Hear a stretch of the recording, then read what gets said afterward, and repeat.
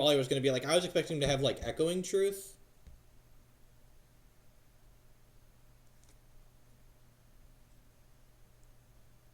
Explosives is just narrow. Like, we have a lot of 2-drops ourselves. And, like, we have a lot of ways to kill Ascension. The nice thing about Path is if he Blood Moons us, we can Path our own guy as well. I like Helix's reach. Like, that last turn where he was at 3 life, that happens a lot. Bolt is fine. Bolt doesn't kill Eidolon of Rhetoric. Revoker doesn't do anything. It's actually just a 2-1 for 2. Bringing in 2 paths. Does Forge Tender do anything? He could have, like, sweepers.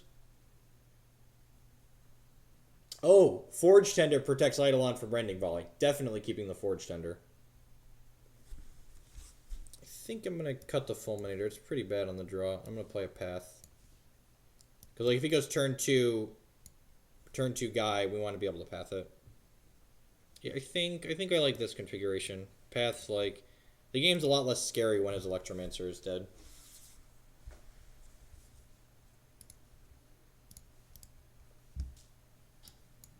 Oh, this is it, boys. This is what we've trained for.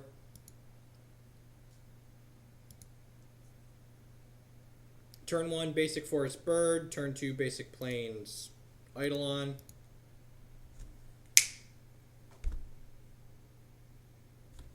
Keep. Opponent also kept 7. Clasm is an interesting card against Chord. Some of our hands it lines up against really well, and some of our hands it just does stone nothing against, so...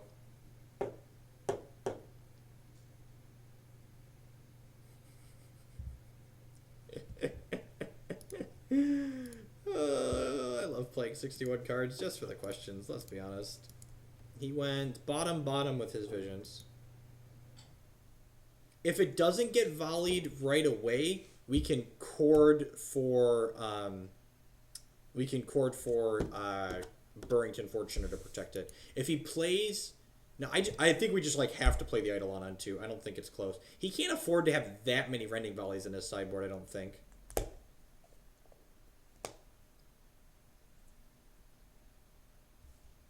If he misses a land drop, we'll play Voice of Resurgence.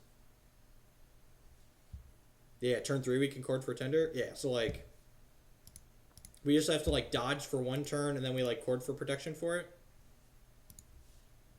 600 people. Awesome. I really appreciate that, guys. Thanks everyone choosing to spend your evening here. We play a lot of Constructed Magic here, and by a lot I mean only Constructed Magic. You'll never see me playing Draft or Sealed or Cube. Play a lot of Modern. We'll play some Standard once the new set hits after this week. New set is hit. After this week, we will play some Standard because I have a Modern event this weekend. Bolt the Bird. Okay. That makes our choice easier.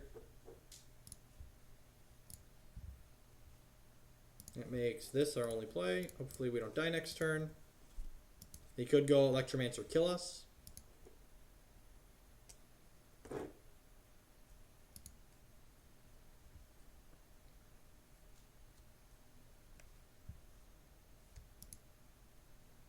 I just don't have any relevant events that I can play Draft in. Like, I don't have any relevant... God, don't kill us.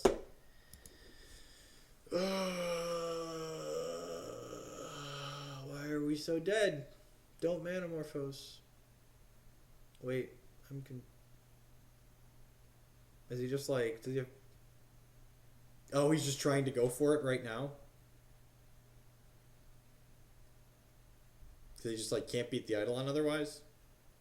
Alright, man, teach his own.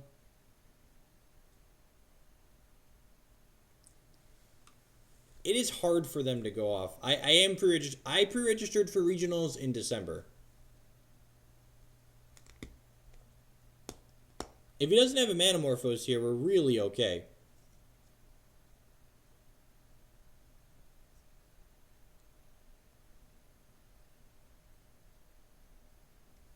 Yeah, more than okay.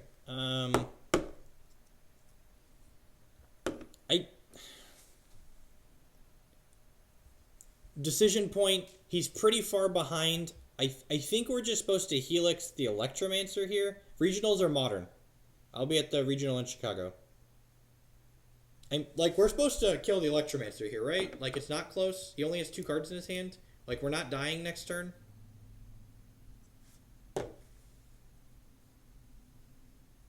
I'm pretty sure killing this is better than playing this.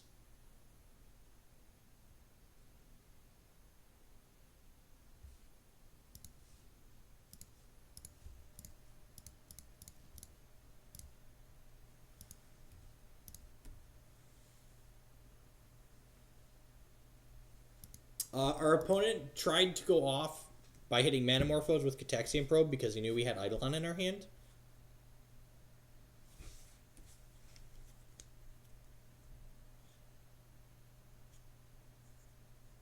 I'd panic and play Eidolon. Yeah, like our chances of dying this turn are like super, super low. I like killing the Electromancer there.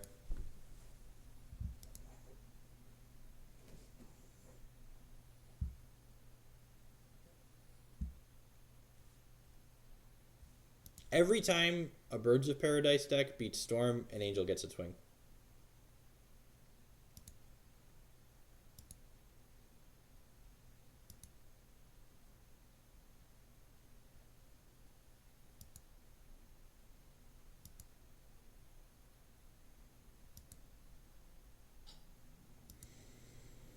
If he had Rending Volley, like, maybe we're supposed to have played the Eidolon.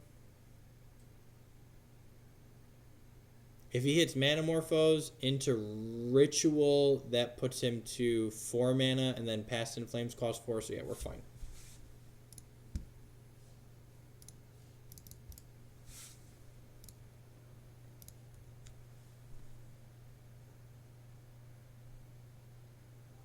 We could get Rending Volleyed into stuff.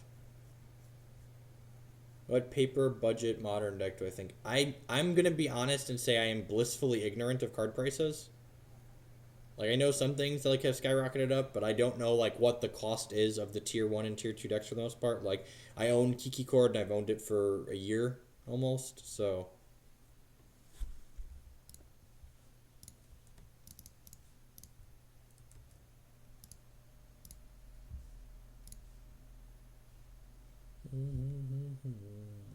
Alright, should be just a favorite to win the game by a lot now.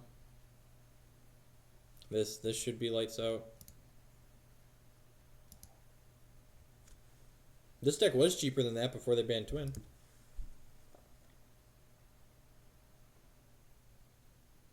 So, fun fact, Rending Volley doesn't have the line of text, can't be prevented. Oh, look at that. We got Oath of the Gatewatch boosters.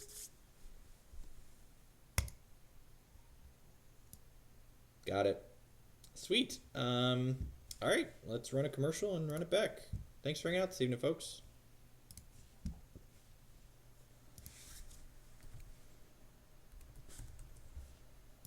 If you have any questions, feel free to post them in chat.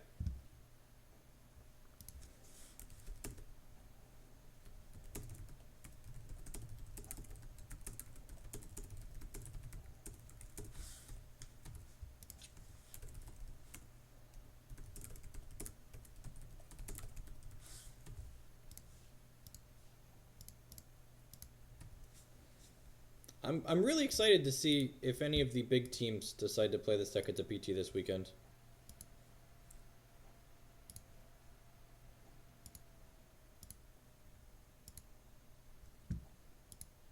No, Collected Company is not good. We have this whole row of 11 cards. We have 34 cards plus these it doesn't hit. So Collected Company doesn't hit most of our deck. Forge Tender counters Rending Volley. It also counters Anger of the Gods if they bring it in and it's relevant. Don't try and metagame a 300-person event. In Magic in general, people just play whatever they want. We have 61 cards in my main deck because I don't want to cut anything. It's usually the reason people play 61. They don't want to cut anything. Keep.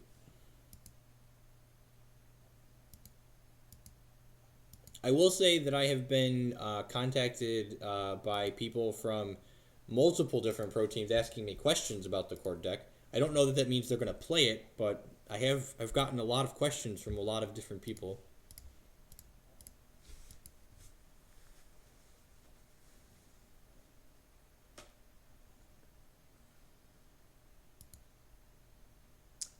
Justin, if I was gonna try Oath of Nissa, I think I would play 3 of them and I would cut 2 spells and a land. Scape Shift is not a good matchup. Not good at all. So I think I'm glad we already 5-0 to League because this one's not looking good anymore. Red-green Breach Shift is harder than our deck is like the definition of the type of deck that this red-green Breach Shift deck is good against. The red-green Breach Shift deck is bad against a lot of things. It's bad against Infect, it's bad against Burn, it's bad against Affinity, but it's really good against slower, more mid-range decks that just can't combo turn 5 and turn 6 consistently. The only effort I am going to make to get onto the Pro Tour is playing in Invitationals, because if you win an Invitational, you will now get qualified for the Pro Tour.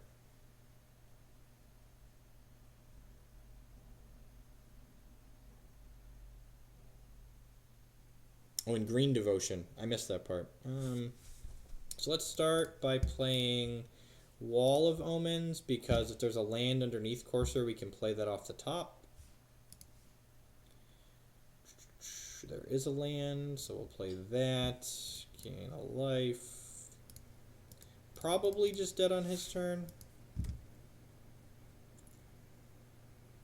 I don't play in GPs because they are impossibly difficult to cash. So, okay, so here's a really good comparison. The last 2 Modern Opens that I top 8'd with a match record of 12-3. 12-3 barely cashes some Grand Prix. So, like, Anger, sure, man. You killed my guys. They're dead.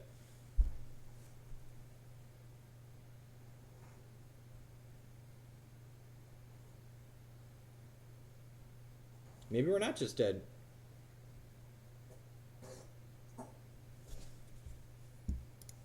Yeah, but the problem is all of the aggressive decks are more consistent to turn 4 than the Scape Shift deck is.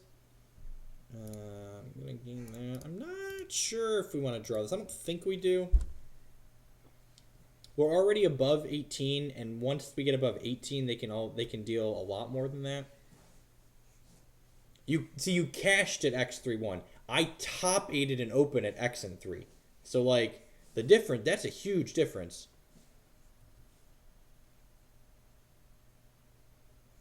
So like your options are 12-3 a Grand Prix and like min cash or barely cash sometimes if they're big enough, or I could top 8 and open. Like those are my choices. I'm gonna choose top 8 and open every time. Like not particularly close. All right. Oh, shuffle away the 2-1. Draw land is not what we were going for. Don't want to Path to Exile unless he draws a Primeval Titan. So I'm going to crack this fetch and play this Pontiff. That's not awful. Play this, give my Courser 1-1.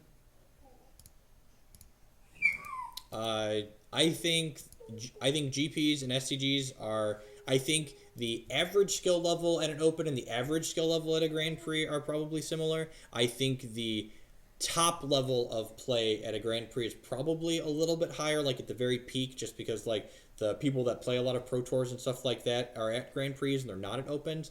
But it's actually a really good draw. We might actually be able to close this game. We only need to fade 1 more draw step now. So we're hitting him down to 12. And then next turn, we're attacking for 10. Yeah, there's no events in the Southwest. And, like, I live in a geographically ideal location. Come on, just draw ramp spells. That's fine. You got a Courser. Womp womp.